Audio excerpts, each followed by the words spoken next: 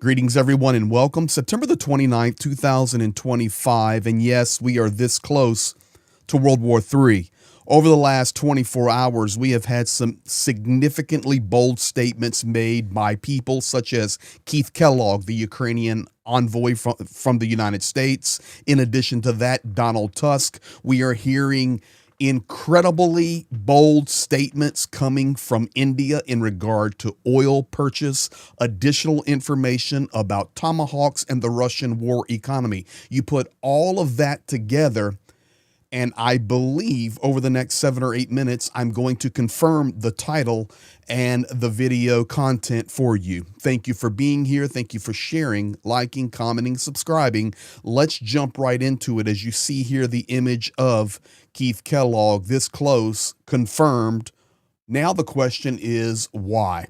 Keith said yesterday, Mr. Kellogg, General Kellogg, look, I think we really need to understand the seriousness of this war. This is not a European issue. This is a global issue, unprecedented warfare. Here is the video. Listen very closely to what he says. I think everybody needs to understand the seriousness of this war. This war is the largest war in Europe since the end of World War II.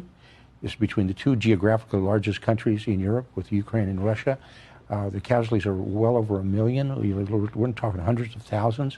They're using the most advanced systems in the world, bombers, missiles, the drone technology. It's really advanced, and sometimes I think we don't realize how serious this is. And my biggest concern is that a mistake can happen, and that causes for a larger escalation, be it the attacks by the drones into Poland or the aircraft that are overflying Estonia, whatever it's going to be. You have to be very, very careful about it. And when I was up at the UN this last week, I talked to the National Security Advisor for the Japanese, Masataka Okano, and he said, hey, by the way, make sure you understand this is internationalized. Yeah. And what he meant by that is, he said, in our neck of the woods, the Chinese are being very, very aggressive about it, as are the North Koreans. So this is just not only a European issue. This is a global issue, and I think sometimes we forget that. There you have it, ladies and gentlemen. This is a global issue. He's even sharing with us the information coming out of Japan, there in Asia, looking at China, looking at North Korea, looking at different things that are happening in that region of the world. And he even speaks about a false flag event. You know, it could be a plane coming in, it could be a drone, but something's going to happen. And if we're not careful with how we handle it, we could instantly be escalated to the next level, ladies and gentlemen, which is World War III. Now, in addition to that, we are hearing more and more rumblings that the tomahawks may come. Vance yesterday speaking about it. It will ultimately come down to a decision by Donald Trump, but now Russia is speaking about it. They stated, if Tomahawk missiles are supplied, this represents a fundamental change to the war. Tomahawks can be fielded as delivery vehicles for nuclear warheads. Moscow is analyzing and waiting for results. I think this is one area that maybe the world's not thinking about, because yes, Tomahawks, great missiles, able to reach long distances, strike targets very accurately, but they are capable and designed to carry a nuclear warhead. Here on the graphic, you can see the range changes, and this would be for the missile. Moscow, nothing. Very, very easy. It would reach deep into Russia, giving Ukraine a completely different weapon to use in the defense of their nation and their fight for freedom.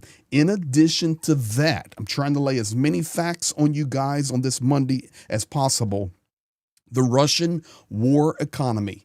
This is not year over year. This is the fourth quarter, 2022. That would have been 9 months into the war versus the first quarter, 2025.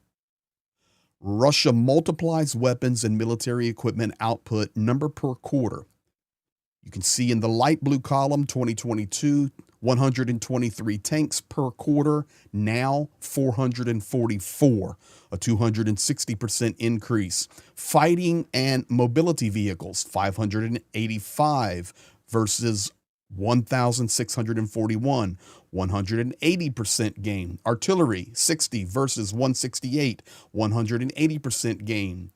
Short range air defense, 9 versus 30. And remember, this is quarter by quarter, 233% increase. And Lancet loitering munition, this is for drone warfare, 93 versus 336, 261% increase. The source of this is the Kiel Institute for the World Economy. We can see all of these factors coming together. Now we take and add another piece to the puzzle, and that is Donald Tusk. This is the Polish Prime Minister.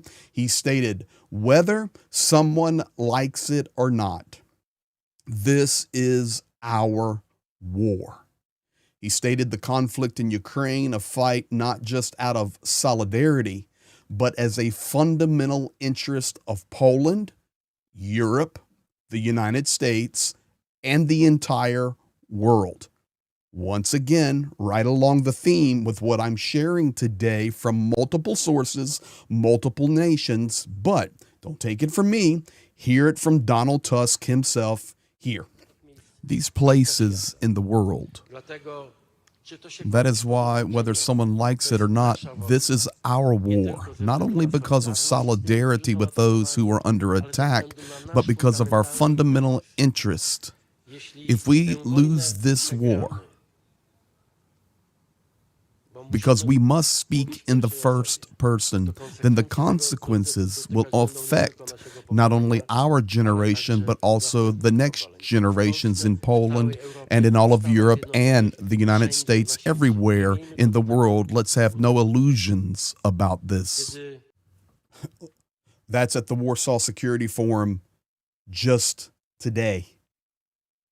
Ladies and gentlemen, that's now a second source talking about world issues, world conflict, not just regional between Ukraine and Russia, not just regional including Europe, but global, including the United States and the entire world. This is what we're facing, and we cannot stick our head in the sand like an ostrich. Eyes must be wide open because the signs are there. Now we must respond properly. One of the things that Donald Trump had hoped would stop the Russian war machine was tariffs and sanctions on India. Well, that's not going to work. We've all known it, but now we have more confirmation of this. So I have shared with you today Kellogg, the Tomahawk issue, the war economy of Russia, the statements from Donald Tusk. Now, if we look at the financial aspect, hopefully, putting the pressure on India will stop the war machine. Forget about it. This is General Naravani. He is the former chief of staff. He was being interviewed. He says nobody can dictate who India can do deals with. You cannot tell us any longer who we may buy oil from. We make our own decisions that is best for our nation and not your selfish interest. That is a direct statement to the President of the United States, Donald J. Trump. Here's the video.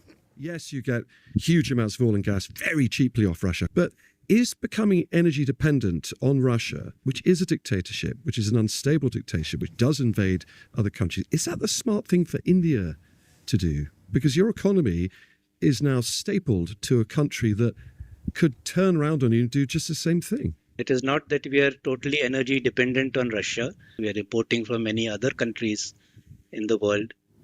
But again, impositions are placed on don't buy from Venezuela, don't buy from Iran, don't buy from Russia. Then who do we buy from? Only those that you want us to buy from for your own selfish interests. How can that be acceptable to any self-respecting person or country? So, we'll do what we want to do. And I think we have reached that stage where we don't have to listen to anybody else. We will do what we want to do. You tell us we can't buy from Russia. We can't buy from Iran. We can't buy from Venezuela. Who are we to buy from? You? You see, this is where we're at. So much rhetoric over the last 9 months coming from DC in regard to this war. I'm thankful for the apparent shift that is happening. Now, forget the words. We need to see the action follow up with it. But as I've shared with you over this update, those actions may have consequences that will put the world on the edge of WW3. Thank you for being here. Thank you for subscribing, liking, commenting, and sharing. We appreciate each and every one of you. Be blessed on top of a lot of things unfolding right now.